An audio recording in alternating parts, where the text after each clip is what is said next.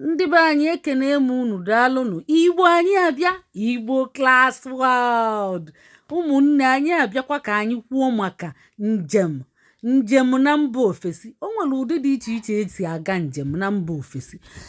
Ndị be anyị ọtụtụ chọọ ịga, mana ya bụ ihe abụrụ ọgụ nne na-agbalụ nwa ya. O sikwere ike o siri nnọọ ike nwa ụmụnne. Ọ gbakwara akpọ ka chinchimo, mana mma ewetala unu ụmụ ụzọ gasị iche iche ndị dịkwa mfe, ma ndị ịmago nkwuche unu na-arọlụ nke dị unu mma.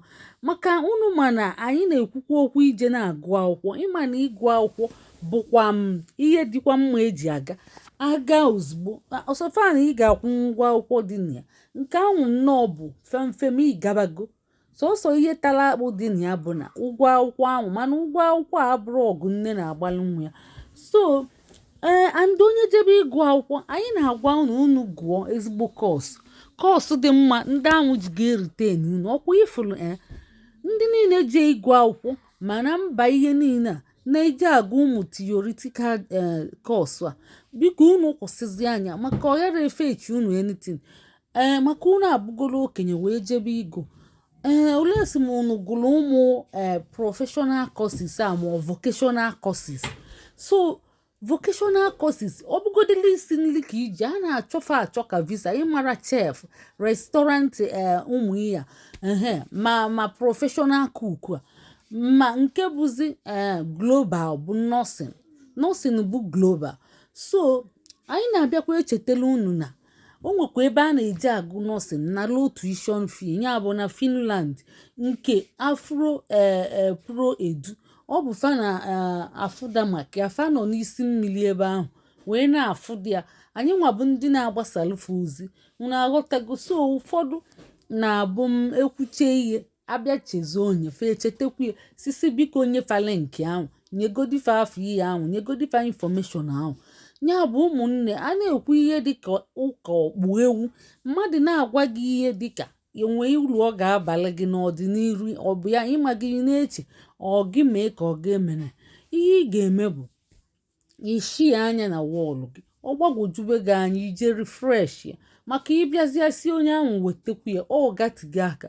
Ya bụ ụmụnne, shia na ụmụ ihe a anyị na-ewetacha nke ọbụla adịghị mma dịgị ka ụka a na-ekwu na ya ọkpụ ewu. Ihe ị ga-eme bụ ishi anya ọ dịzịa na wọọlụ gị. So ka m na-agwakwa unu ihe m na-agwa unu. So tuition fee nke Finland ya ije gụ nursing bụ 9,000 euros. 9,000 euros ọ nọ ọnọdụ ka 9 million something n'ego ndị be anyị. So and ị ga-akwụchi ya at once, anaghị akwụ ya instrumental. Mma enye unu write up ya, unu gụọ anya, ịgụcha anya iklik esi imo igụli ya na-agbada. Maka ụfọdụ na-abụ agụlụ enu amangu ana, o nwere ebe agụmagụ na-adị ya, ọ na-ezo ezo. Abịa sị gị read more ma ọ bụ see more, iklik ebe ahụ a sị read more or see more. So ihe ndị akwụ na-alụ aka na nursing abụ na ọ bụ ọlụ, ya bụ number 1 employability job, good profession a na-respect. So ịchọ ọnya ime ka anyị mara.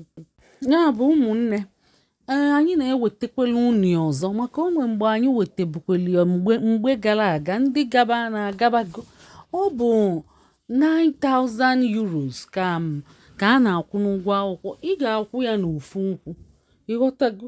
And ị ga-ejikwa ego proof of fund, ị ga-ejikwa ihe dịka 6 million kwa. So ụmụnne, akwụkwọ ọbụla ị na-eji ịgụ na mba ofesi, ọ bụrụ na iji zụrụ ihe dịka ka m wee nye nnọọ 9 million, ya bụ ịkwakụna ijie maka ije na ị ga-ata afụ ebe ahụ. Ị ga-ata afụ 9 million a na-agwakwa unu abụrụ ejenti ga-ewelie nnọọ ego, ma ego ụlọ gị, ma ego nri, ma ego iji ga-aghọrọ ada, ma ego ị ga-agbakọnata ọnụ ụgwọ akwụkwọ luo ka ị wee kwụọ.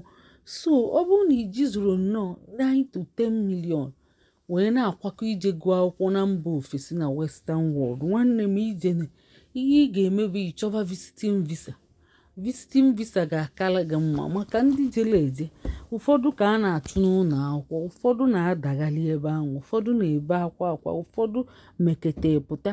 o nwere onye ọbụla ịma na ndị ejenti na-aghọ aghụghọ fa ga-asị unu jebe ka emeelu unu proof of fund ịlụzi ị na-alụ ọlụ na ihe eji nwee kwụ ụgwọ akwụkwọ ọ bụrụ ka o si dị ihere agba aka bịa lụba ọlụ wee kwụba ụgwọ akwụkwọ maka ijekwe na ịgụ akwụkwọ and ịma na nọọsụ na-abụ nnukwu prọfeshọn ngwa akwụkwọ ya na-adịkwa so ịmago ka ihe a na-akpọ dị ya bụ ị ga-agụ akwụkwọ 24 hours nya 247 anaghị ewenyite isi o nwere ike ije ọlụ ihe dịka ugboro 3 ma ugboro 2 n'izu ụka so ihe na-akọva nwe ihe njigwakwa unu low tuition fee na ọka mma 9,000 euros bụ na ịbịa na UK ọ bụ 20,000 pounds ka a na-akwụ n'ụgwọ akwụkwọ nke ndị nọọsịn nya ndị prọfeshọnal courses a sayensị courses a ọ na-agala ọrụ ma injinia ma medicine ma ụmụ ihe ma famasi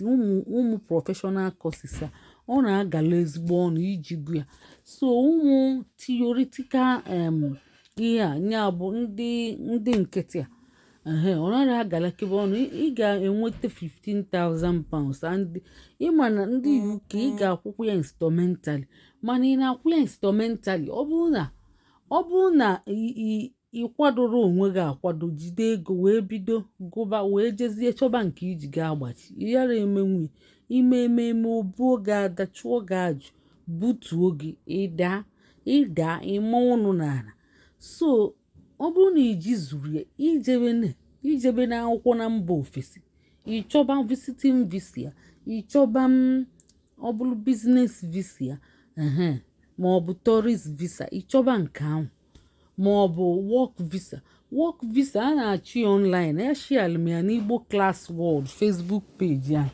ashial mba na-achị ọlụ ebe ahụ nya bụ ọ bụrụ na ịchọ ọlụ ma ihe gbasara travel ije chọọ Facebook anyị akpọrọ Ịgbo Class World ibinye aka ihe itinye folo ma ọ bụrụ na ihe itibere ihe itinye so that anyị tinye anyị na-eji achọpụta ịmaga ụmụ ọlụ zoro ezo mmadụ nwere ike imenwụla onwe ya na-enwere na-abụrụ ejenti ga-anaghị ego ka ọ wee nye gị ịma na ndị ejenti na-ana ego wee nye gị ọlụ na mba UK ma mba ebe ndị ọzọ so a na-achọta online ndị ejenti na-anakwa ego ndị ejenti